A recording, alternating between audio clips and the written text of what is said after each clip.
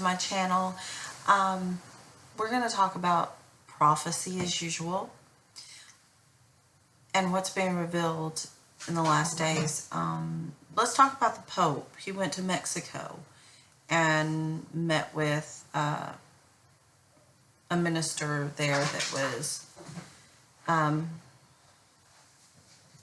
evangelical instead of Catholic. He was evangelical.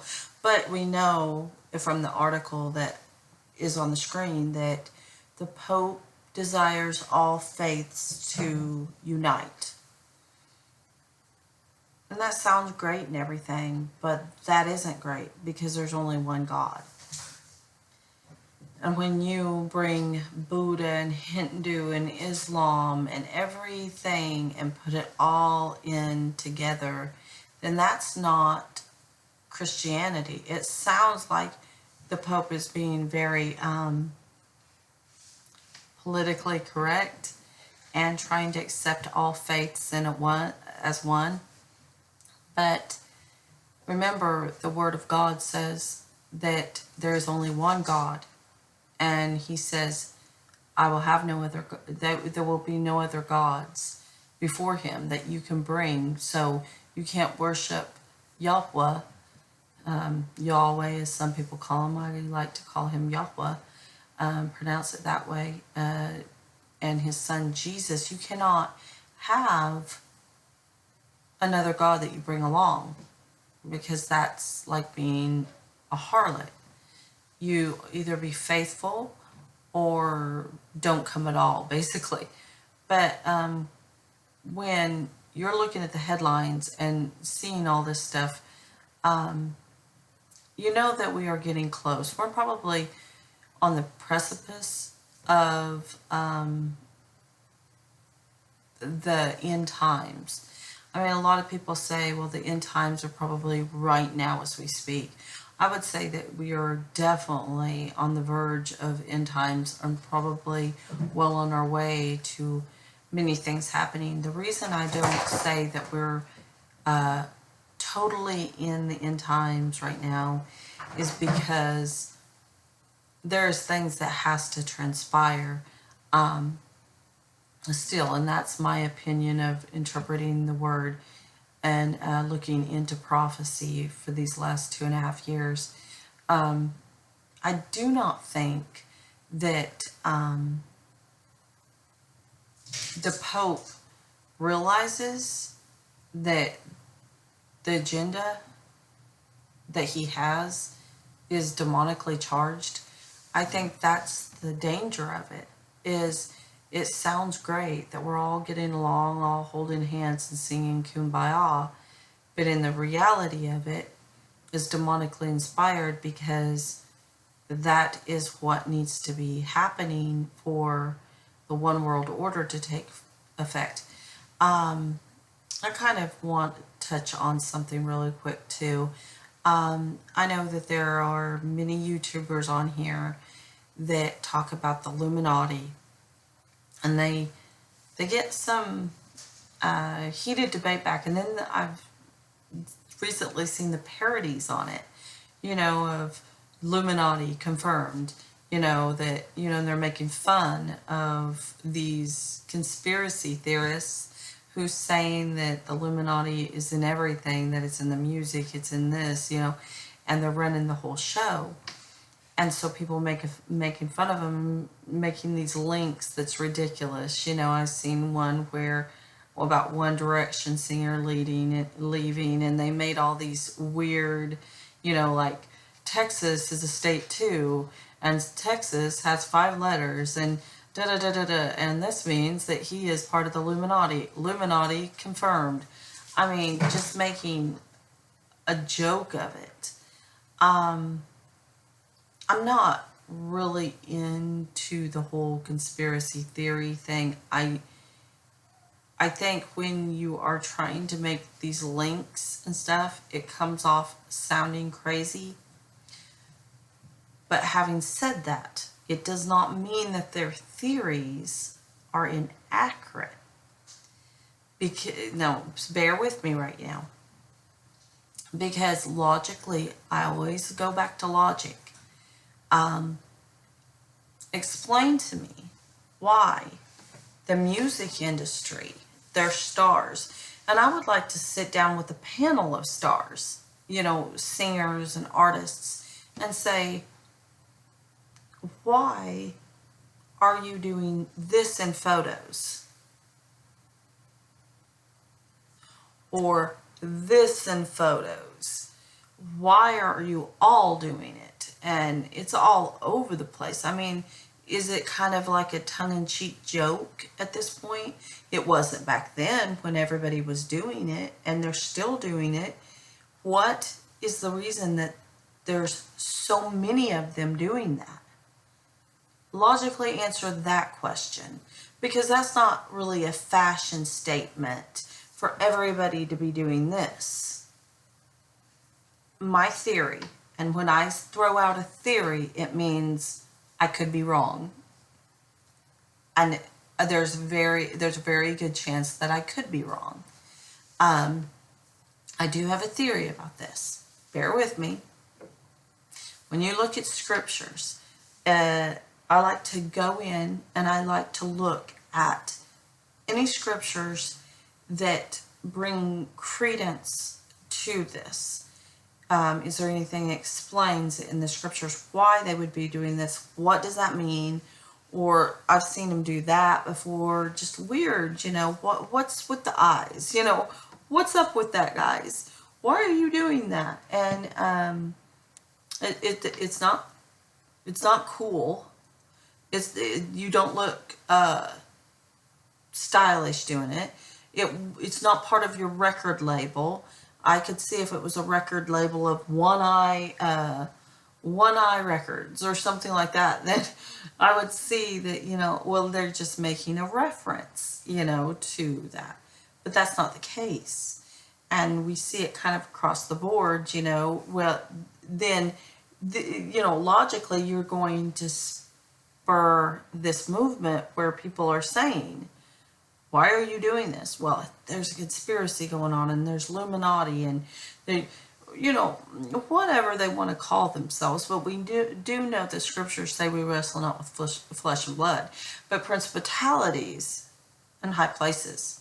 So when you're looking at that, there's something going on. And my theory, to get with it really quick, is basically, I wonder, and this is just me interpreting scriptures and just wondering, I have a big question mark about it. So when I say this, please don't say, well, she said this and, it must be truth.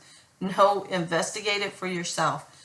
I wonder if Satan is not one-eyed now.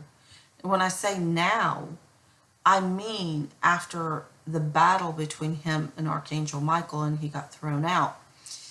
There is scriptures that I will post up here on the screen right here that alludes to the Antichrist, or the man of perdition, the son of perdition, having one eye. One eye is weak.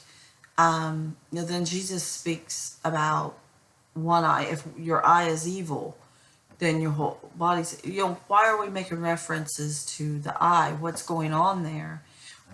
Does that mean that he really has, I don't know, but tell me why they're all doing, it just kind of just don't make sense. And what's this, if anything, to do with it? Are we just making connections that really don't exist? That, we're just grasping at straws that has nothing to do with about nothing biblically or spiritually. And we have to ask these questions. Logically speaking, we have to ask the questions. Is this just a distraction? Does this just make us look insane? And if that's the case, then we need to pray for discernment really bad about this, and like I said, Satan being one eye, that's just me wondering, who knows. Moving on, Darpa. I spoke a little bit of this in my intro video. DARPA is the defense agency's Department of Genetics and anything scientific where they're trying to develop weapons and things of that nature. This article here is talking about them developing blood to protect. Jesus said there's the life's in the blood and stuff like that. When you start messing with DNA and things of that nature, where's that going to lead? Where does it stop? That's the question I should be asking. Where does it stop?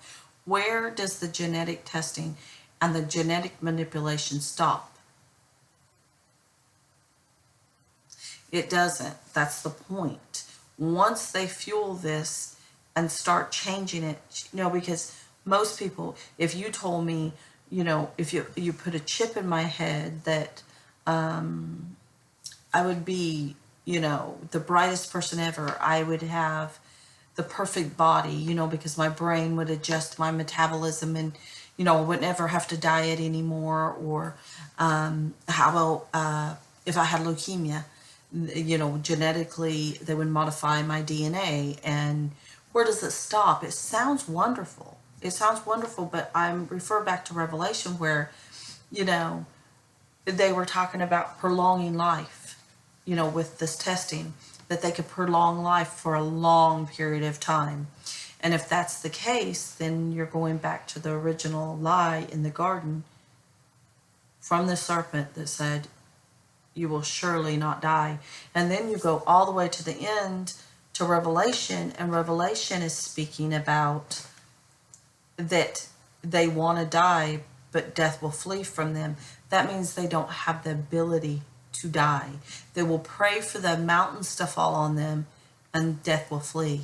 So there's something happening DNA-wise. All I'm saying that if you're going by scripture and prophecy, that there's something there genetically. But looking at everything that's happening in the world it's, if you look at the headlines, it's just popping out of the page. And, I could spend an hour sitting here talking about all the headlines, the earthquakes, but not to become too hypersensitive about this stuff, because we know earthquakes has happened, maybe not to this magnitude, but earthquakes has happened. There's been wars for a long time.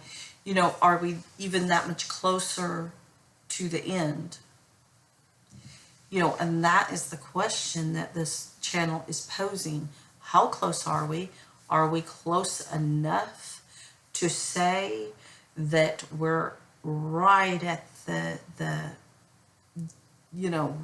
forefront of the signs and the miracles that Jesus warned us about? And where does it stop? I don't know. It's like, and we know that it will trickle down to the war of Armageddon, but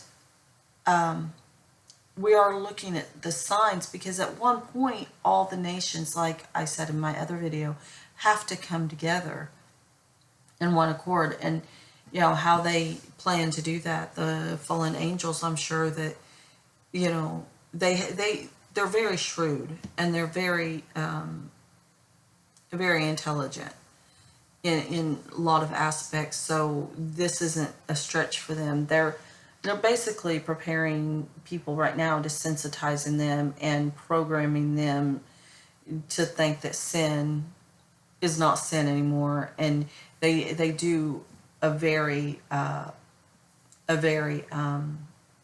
cunning job of deceiving mankind. So this is this episode, but like I said, please stay tuned. I know these are kind of short. I'm going to work on getting a little bit longer. But please feel free to join us next time. And if you like it, please subscribe. And thank you so much for joining us today. God bless.